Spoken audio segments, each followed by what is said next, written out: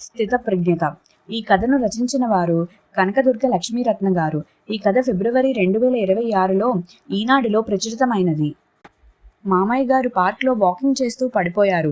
నువ్వు విశ్వం వస్తారా? పొద్దున్నే 7 గంటలకు పిన్నత్త సత్యవతి గారు కామాక్షికి ఫోన్ చేసి చెప్పారు. అయ్యో, దెబ్బలేమన్నా తగిలాయా అత్తయ్య? అడిగింది కామాక్షి. మోచెప్ప కొంచెం కొట్టుకుపోయింది అని అన్నారు. చాలా ధైర్యంగా ఉండే ఆవిడ గొంతులో కొంచెం ఆందోళన చోటు చేసుకుంది. ఎందుకో కామాక్షి మనసు కీడు శంకించింది. మావయ్య మాట్లాడుతున్నారా అని అడిగింది. లేదు, నేను పైన అద్దెకున్న వాళ్ళని పిలిచాను. అంబులెన్స్ కూడా వచ్చింది. మేము హాస్పిటల్కి వెళ్తున్నాం. మీరు డైరెక్ట్గా అక్కడికే వచ్చేయండి అని హాస్పిటల్ అడ్రస్ చెప్పారు. కామాక్షికి ఎందుకో భయం వేసింది. ఆదివారం అవడం చేత విశ్వం కూడా ఇంకా నిద్ర లేవలేదు. లేస్తారా? దక్షిణామూర్తి మావయ్య వాకింగ్ చేస్తూ పార్క్లో పడిపోయారంట. బహుశా ఫ్రాక్చర్ అయ్యుంటుంది. 2 జతల బట్టలు కూడా సర్దుతాను. మనం అక్కడ అత్తయ్యకి తోడుగా ఉండాల్సి రావచ్చు. నేను స్నానం చేసి రెడీ అవుతాను. మీరు చప్పున కానివ్వండి గాబరాగా చెప్పింది. స్నానం చేసి వచ్చి బట్టలు అవి సర్దింది. బయలుదేరుతుండగా సత్యవతి గారు ఫోన్ చేశారు. బయలుదేరారా? తొందర లేదులే, బ్రేక్ఫాస్ట్ చేసి రండి. వాడు టెన్షన్తో డ్రైవ్ చేస్తాడేమో. కంగారు లేదు, నాకు మనుషులు తోడున్నారని చెప్పు. లక్ష్మికి కూడా ఫోన్ చేశాను. 10 గంటల ఫ్లైట్కి టికెట్ దొరికిందంట అని చెప్పారు. కామాక్షి మనసులో ఆలోచనలు సుళ్ళు తిరుగుతున్నాయి. సత్యవతి గారు విశ్వానికి స్వయాన పినతల్లి. దక్షిణామూర్తి గారు ఇస్రోలో సైంటిస్ట్గా పదవీ విరమణ చేశారు. సత్యవతి గారు కాలేజ్లో మ్యాథ్స్ లెక్చరర్గా పదవీ విరమణ చేశారు. కిందటి సంవత్సరమే 50వ పెళ్లిరోజు వేడుకలు ఘనంగా జరిపారు వారిద్దరి కుమార్తెలు. పెద్దమ్మాయి అమెరికాలో, చిన్నమ్మాయి చెన్నైలో స్థిరపడ్డారు. పిన్నత్త గారు, మామగారు ఆదర్శ దంపతుల్లా కనిపిస్తారు కామాక్షికి. ఇద్దరూ ఒకరికొకరు ఎంతో చేదోడు వాదోడుగా ఉంటారు. మూర్తిగారు సత్యవతి గారికి ఇంటి పనుల్లో సాయపడితే, సత్యవతి గారు మూర్తిగారికి బయట పనుల్లో అంటే బ్యాంకు పనులు మొదలైన వాటికి తోడు వెళ్తుంటారు. ఇద్దరూ ఒకే మాటపై ఉంటారు. ఆవిడ భర్తకి అనుగుణంగా తనని తాను మలుచుకున్నారనిపిస్తుంది కామాక్షికి. ఇద్దరిలోనూ చెక్కు చెదరని ధైర్యం. ఆటుపోటులకి కంపించిపోరు. ముఖంలో ఏ విధమైన ఆందోళనని ప్రదర్శించరు. ఏమన్నా చిన్న చిన్న సమస్యలు ఉన్నా ఇద్దరూ కలిసి సామరస్యంగా పరిష్కరించుకుంటారు. పిల్లలకి కూడా చెప్పరు. ఎవరిని అనవసరంగా ఇబ్బంది పెట్టకూడదన్నది వారి సిద్ధాంతం. ఒక్కోసారి వారిద్దరికీ చిన్నా చితక అనారోగ్యాలు వచ్చినా ఊర్లోనే విశ్వం ఉన్నా చెప్పేవారు కాదు. కోలుకున్నాక చెప్పేవారు. ఊర్లో ఉన్న వాళ్ళకి కూడా చెప్పకపోతే ఎలాగత్తయ్యా అని కామాక్షి కోప్పడేది. మీరు వస్తే నాకు బాగానే ఉంటుందే, కానీ వాడు పిన్నికి బాగా లేదని ట్రాఫిక్లో ఇంత దూరం టెన్షన్తో డ్రైవ్ చేసుకుంటూ వస్తాడు. చిన్న చిన్న వాటికి మిమ్మల్ని ఇబ్బంది పెట్టడం నాకు ఇష్టం ఉండదు. అవసరమైతే మిమ్మల్ని పిలవకుండా ఉండను కదా అని అంటారు. అలాంటిది ఇప్పుడు ఫోన్ చేశారు అంటే మామయ్యకి ఎలా ఉందోనని అనుకుంటుండగా లక్ష్మి ఫోన్ చేసింది. వదినా, మీరు హాస్పిటల్కి చేరారా? డాడీ చనిపోయారు అని ఏడుస్తూ చెప్పింది. అయ్యో, ఎలా? విస్తుపోతూ అంది కామాక్షి. స్పీకర్ ఆన్లో పెట్టింది. విశ్వం కూడా విన్నాడు. మౌనంగా కార్ డ్రైవ్ చేస్తున్నాడు. మాసివ్ అటాక్ అంట. అసలు డాడీ ఎంత హెల్త్ కాన్షియస్, ఎంత డిసిప్లైన్డ్గా ఉంటారు. అంతా అయోమయంగా ఉంది. నా ఫ్లైట్ డిలే అయ్యింది. లేట్ అవుతుందేమో వచ్చేసరికి. మమ్మీ నార్మల్గానే మాట్లాడుతుంది. బహుశా బ్యాలెన్స్డ్గా ఉండడానికి ప్రయత్నిస్తున్నట్లుగా అనిపిస్తుంది అని అంది. మేము దాదాపుగా వచ్చేసాం. నువ్వు అధైర్యపడకు. అమ్మకి తోడుగా మేముంటాంగా అని ధైర్యం చెప్పి ఫోన్ పెట్టేసింది కామాక్షి. హాస్పిటల్ వచ్చింది. కార్ పార్క్ చేసి ఆదరాబాదరగా వెళ్లారు. వీళ్ళని చూడగానే సత్యవతి గారు విశ్వం చెయ్యి పట్టుకొని బాబాయ్ని పంపించేశానురా అని అన్నారు. విశ్వం ఆవిడి చెయ్యి పట్టుకొని పక్కనే కూర్చున్నాడు. రోజులాగానే ఉదయం 4 గంటలకి లేచారా. యోగా చేశారు. స్నానం చేసి తన పంచె ఉతుక్కొని ఆరేసుకున్నారు. కాఫీ తాగి వాకింగ్కి బయలుదేరారు. నేను వంటింట్లో పని చేసుకుంటున్నాను. ఇంతలోనే మా కాలనీలో వాళ్ళే ఆయన్ని తీసుకొచ్చి సందు చివర పడిపోయారని చెప్పి హాల్లో దివాన్ మీద పడుకోబెట్టారు. ఎలా ఉంది అని అడిగితే బాగానే ఉన్నాను అని ముద్దుగా మాట్లాడి కళ్ళు మూసుకున్నారు. ఆ తర్వాత పైన అద్దెకున్న వాళ్ళని పిలిపిస్తే అంబులెన్స్ని పిలిపించారు. డాక్టర్ చూసి బ్రాడ్ డెడ్, మ్యాసివ్ అటాక్ అన్నారు. ఏమిటోరా, అంతా క్షణాల్లో జరిగిపోయింది. కథ చెప్తున్నట్లు చెప్పారు. బాబా ఈ మధ్యనే టెస్ట్లన్నీ చేయించుకొని బాగున్నాయన్నారుగా, మరి సడన్గా ఈ హార్ట్అటాక్ ఏంటి? విస్మయంగా అడిగాడు విశ్వం. అదేరా, ఎప్పుడేం జరుగుతుందో మనకి తెలీదు. బహుశా ఆయన చేయవలసిన కర్మలు అయిపోయి ఉంటాయి. వెళ్ళిపోయారు. ఏం చేస్తాం అని అన్నారు. పిన్ని, కళ్యాణికి కబురందిందా అని అడిగాడు విశ్వం. చెప్పానురా, వాళ్ళు టికెట్లు చూసుకుంటున్నారు. రావడానికి 2 రోజులు పట్టదు. వాళ్ళు వచ్చే వరకు ఉంచడం కష్టం. పైగా నేను పోయాక కూడా నలుగురికి ఉపయోగపడాలి. నా బాడీని, కళ్ళని మెడికల్ కాలేజ్కి డొనేట్ చేయండి అని తనతో వాళ్ళ డాడీ ఒకసారి అన్నారని గుర్తు చేసింది కళ్యాణి. ఇందాక ఫోన్లో మాట్లాడినప్పుడు లక్ష్మితో కూడా ఈ మాట చెప్పాను.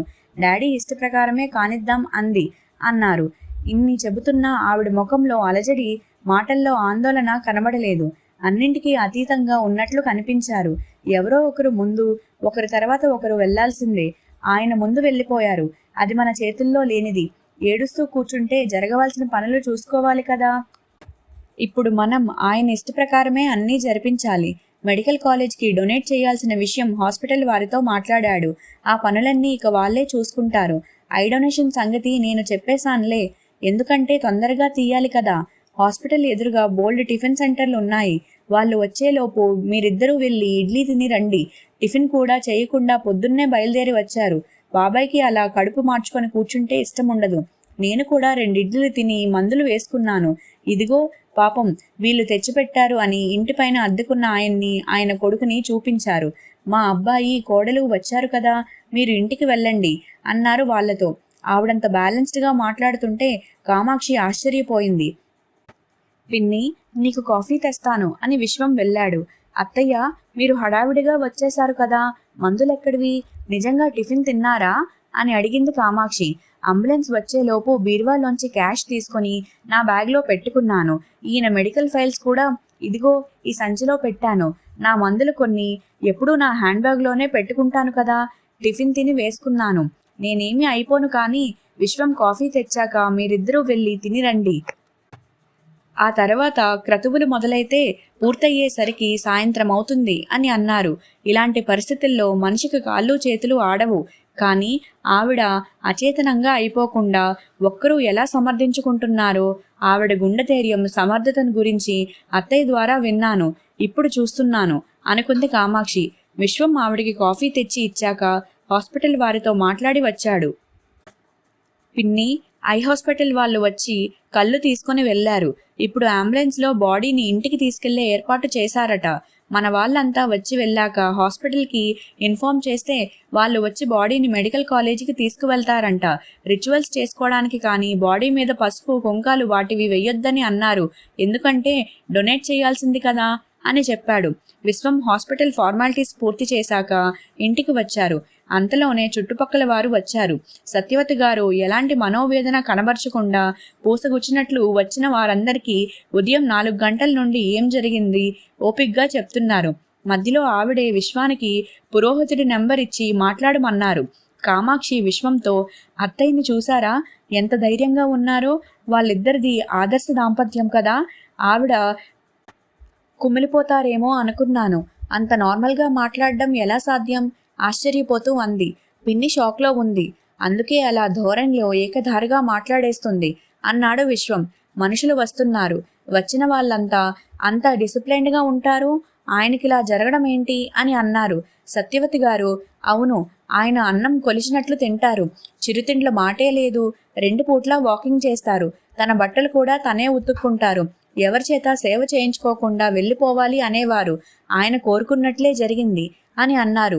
మధ్య మధ్యలో కామాక్షి ఆవిడికి కొబ్బరి నీళ్లు ఇస్తూ, అత్తయ్య, మీరింక మాట్లాడకండి, హైరానా పడిపోతున్నారు అని అంది. ఇంకో గంటకి లక్ష్మి వాళ్ళ ఆయన వచ్చారు. లక్ష్మి వస్తూనే తల్లిని పట్టుకొని మౌనంగా ఏడ్చింది. అప్పుడు కూడా సత్యవతి గారి కంట్లోంచి ఒక్క బొట్టు కూడా రాలేదు. ఊరుకో తల్లి, డాడీ ఏ బాధ పడకుండా వెళ్ళిపోయారు. నేను ధైర్యంగానే ఉన్నాను అని ఓదార్చారు. తల్లి కూతుర్లు ఎవరు కుంగిపోయినా అవతలి వాళ్ళు అధైర్యపడతారని పంటి బిగువున దుఃఖాన్ని అదిమి పెట్టుకున్నారనిపించింది కామాక్షికి. పురోహితుడు వచ్చాడు. బాడీ డొనేషన్ కాబట్టి ఒక కర్ర పుల్లకి మూర్తిగారి ఆత్మను ఆపాదించి దానికే ఇక్కడ పూజ చేస్తాం.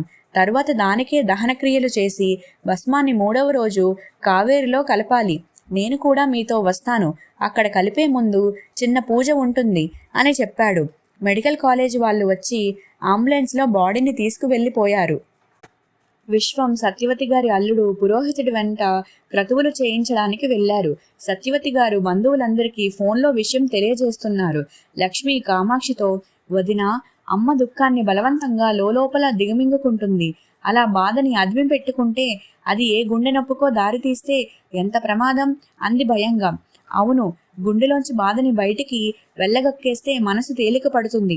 బహుశా అత్తయ్య మావయ్య లేరనే వాస్తవాన్ని గుర్తించడానికి మనస్కరించక గంభీర్యంతో కప్పిపుచ్చుకోవడానికి ప్రయత్నిస్తూ ఉండొచ్చు. లేదా ఆవిడ బాధపడుతుంటే పిల్లలు ఇంకా బేలగా అయిపోతారని అలా నిర్భయంగా ఉంటున్నారేమో. లేదా ఆవిడ వీటన్నిటికీ అతీతంగా ఉండే జ్ఞాని అయినా అయ్యుండాలి అంది కామాక్షి. క్రతువులకి వెళ్లిన వాళ్ళు ఇంటికి వచ్చారు. అందరి స్నానాలు అయ్యాయి. లక్ష్మి అందరికీ టిఫిన్లు ఆర్డర్ చేసింది. సత్యవతి గారు విశ్వాన్ని పిలిచి, ఈరోజు క్రతువు నీ చేతుల మీదుగా జరిగింది. మిగతా తంతు కూడా నువ్వే నిర్వహించు అని అన్నారు. అలాగే పిన్ని, అన్నీ నేను చూసుకుంటాను. నువ్వు ఎక్కువ హైరానా పడకు. వెళ్ళి కొంచెం సేపు పడుకో. మాట్లాడి బాగా అలసిపోయావు అని అన్నాడు. మర్నాడు ఉదయం 5 గంటలకి వంటింట్లో అలికిడి అయితే కామాక్షి లేచి వచ్చి చూసింది. లక్ష్మి, సత్యవతి గారు కష్టసుఖాలు మాట్లాడుకుంటున్నారు. కామాక్షిని చూసి సత్యవతి గారు, లేచావా, కాఫీ తాగుతావా అని అన్నారు. ఆవిడ చక్కగా స్నానం కూడా చేసేశారు. కామాక్షి అవాక్కయింది. ఆవిడ ముందు రోజు అసలేమీ జరగలేనట్లే ఉన్నారు. కామాక్షి కాలకృత్యాలు తీర్చుకొని వచ్చింది. ఈలోగా విశ్వం కూడా లేచి కాఫీ తాగుతున్నాడు. సత్యవతి గారు ఆ పూట టిఫిన్, భోజనాల ఏర్పాటు కోసం క్యాటరింగ్ వాళ్ళకి ఫోన్ చేస్తున్నారు. కామాక్షికి అంతా అయోమయంగా ఉంది. అశుభం జరిగిన చోట ఎక్కడా ఇంత నిశ్శబ్ద వాతావరణాన్ని ఎప్పుడూ చూడలేదు.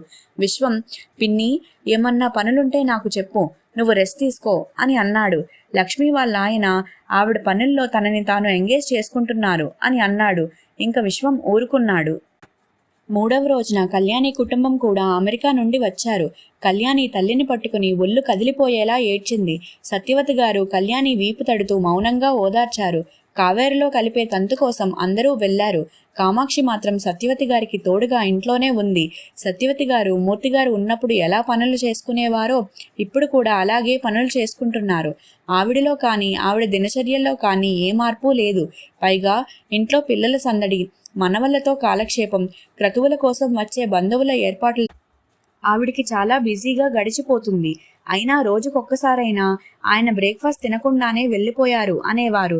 డాడీకి ఇలా వండితే కూర నచ్చుతుంది అని పిల్లలతోనూ, మీ బాబాకి నీలానే పచ్చళ్ళంటే ఇష్టం రా అని విశ్వంతోనూ చెబుతున్నారు. 10వ రోజు వచ్చింది. ధర్మోదాకులు ఇవ్వడానికి దగ్గర బంధువులు, మూర్తిగారి తోబుట్టువులు అందరూ వచ్చారు. అందరూ ఒకటే మాట, ఆరోగ్య సమస్యలు ఏమీ లేవు, అందుకే ఏ బాధ లేకుండా వెళ్ళిపోయాడు అని. క్రతువులన్నీ ముగిశాయి. కళ్యాణి తల్లితో, అమ్మా, ధీరజ్కి పరీక్షలు మొదలవుతాయి. నాకు సెలవులు కూడా లేవు. వీలు చూసుకొని మళ్ళీ వస్తాను. ఎప్పటిలాగానే రోజూ వీడియో కాల్ చేస్తుంటాను. నువ్వు దిగులు పడకు. నీకు తెలుసుగా, డాడీకి దిగులు పడితే నచ్చదని, జాగ్రత్తగా ఉంటానని మాటివ్వు అని వాగ్దానం తీసుకుంది. లక్ష్మి మాత్రం తల్లి కొంచెం సెటిల్ అయ్యేంత వరకు ఉంటానంది. కళ్యాణి కుటుంబం అమెరికా వెళ్ళిపోయారు. ఆ రాత్రి విశ్వం, కామాక్షి, లక్ష్మి కూర్చొని మాట్లాడుకుంటున్నారు. విశ్వం, పిన్ని, కొన్నాళ్ళు నువ్వు మా దగ్గరే ఉంటే బాగుంటుంది. చెల్లికి నీ గురించి బెంగ లేకుండా ఉంటుంది. నువ్వు మా దగ్గర ఏమీ మొహమాట పడక్కర్లేదు. మా అమ్మ ఎంత స్వతంత్రంగా ఉందో నువ్వు కూడా అంతే స్వతంత్రంగా ఉండొచ్చు అని అన్నాడు. నీ దగ్గర నాకు మొహమాటమేంట్రా? నీ చిన్నప్పుడు నేనే నిన్ను పెంచితేను. 50 ఏళ్ల దాంపత్యంలో ఒక్కసారిగా ఆయన మాయమైపోతే దిగులు లేకుండా ఎలా ఉంటుందిరా? ఆయన లేని లోటు భర్తీ చేయలేనిది. ఇద్దరం ఒకరికొకరం తోడుగా ఉండేవాళ్ళం. ఒకరి అభిప్రాయాలను ఒకరం కొట్టిపడేయకుండా గౌరవించుకునేవాళ్ళం. ఇప్పుడు ఆ తోడే లేకుండా పోయింది. అలా అని ఎవరు ఎల్లకాలం ఉండరు. నేనైనా ఆయనైనా ఎప్పటికైనా వెళ్లాల్సిందే. ఆయన పుణ్యపురుషుడు. ఏ బాధ లేకుండా ఎవరి చేత సేవ చేయించుకోకుండా వెళ్ళిపోయారు. ఒకవేళ నేనే వెళ్ళిపోయి ఆయన ఉండాల్సి వస్తే ఆయన ఇబ్బంది పడేవారేమో. నేనైతే తోచకపోతే వెళ్లాల్సి వస్తే పిల్లల దగ్గరికి వెళ్తాను. ఆయనది అలా వెళ్లే మనస్తత్వం కూడా కాదు. ఆయన కర్మలన్నీ క్షయం చేసేసుకొని వెళ్ళిపోయారు. నాకు ఇంకా చేయవలసిన కర్మలు మిగిలి ఉండి ఉంటాయి. ఇప్పటికైతే ఒంట్లో ఓపిక ఉంది కదా. చుట్టుపక్కల పిల్లలకి ఫ్రీగా ట్యూషన్ చెబుతాను.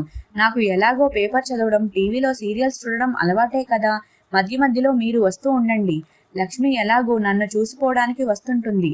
దిగులుతో పిన్ని ఏమైపోతుందని నువ్వు దిగులు పెట్టుకోకు, సరేనా అని ధైర్యం చెప్పారు.